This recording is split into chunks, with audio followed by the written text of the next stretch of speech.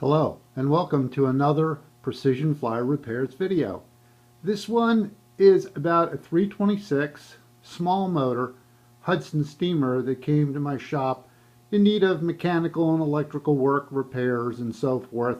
I'm not really going to get much into the details of what was required to get it running well again, but I thought I'd make a quick video because it has an Air Chime whistle in it, and I think I've highlighted diesel roar and diesel horn before, but perhaps not the AC Gilbert Air Chime whistle much. And this one is very much like any of them. Kind of remarkable though that it still has its original resistor and capacitor functioning fairly well, good enough to keep reusing. And I thought I'd just point out what they're like, they sound like, how they ought to operate.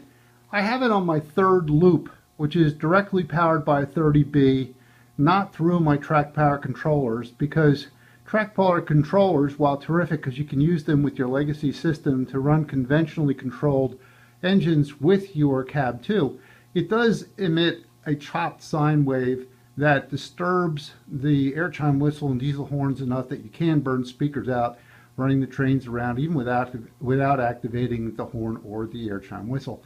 So I have it on a, if you will, pure AC Gilbert analog curved sine wave or sinusoidal AC in order that the speaker is safe and protected. And with that, I have a setup down here where there's the 30B and there is the Air Chime whistle or diesel horn actuator. So I'm directly fed off that. There are 9 transformers and 3 track power controllers and a spike protector and so forth down under the layout. Someday I can go into detail on that if you're interested. But I just thought I'd run this one so you can see what it's like and point out what a correctly functioning Air Chime whistle actuator ought to be like. They're hard to find. I'm counting myself very lucky as having one that works well. I have opened it up and serviced the points inside pretty much in order to get it to work well, but I've had many were even serviced, they don't revive and work like they ought to. One of the things ought to be, even without power applied to the track, you ought to be able to press the red button on the actuator, as I am now, and not get any response from the engine's motor or the sound system. Sometimes if they're not acting correctly, the engine light will come on and some funny things will happen. That one, in that case, is not working as it ought to. No power to the track. Pressing the red button ought to generate no response from the engine. Now when I put the power down, you hear that it's humming, it's in neutral, and that's appropriate. And when I press the red button,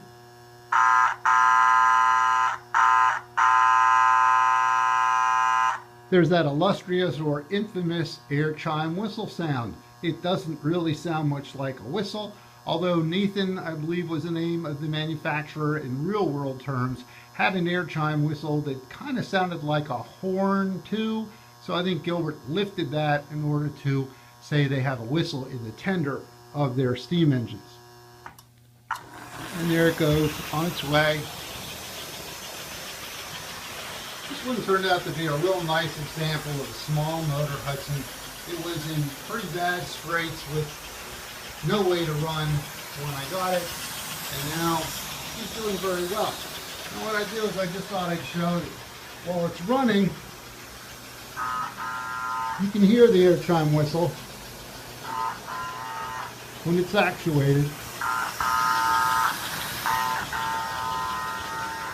But also note that even at half speed, the engine doesn't slow a lot when the Air Chime whistle gets activated. It slows a little bit, but not terribly noticeably. And that's important because an actuator that's not running correctly will impair the speed of the engine considerably when the button is pressed.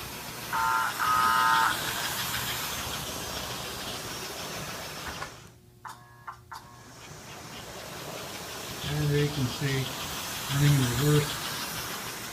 Similar results. I'm doing this while holding the camera down on the ground with the 30B. It's like olden days running trains down on the floor. One last thing, when your transformer is tuned correctly, You can turn the reverse unit on and off without having to put the lever all the way down, as I am here in this case.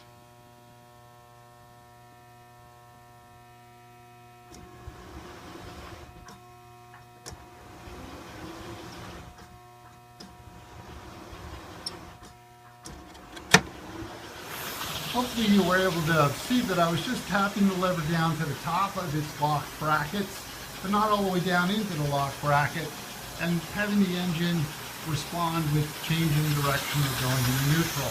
And then when you put it all the way down, of course, it's going to stay there. That's a nice handy feature and convenient when a roller-based transformer like a 30B is in proper operational function and tune.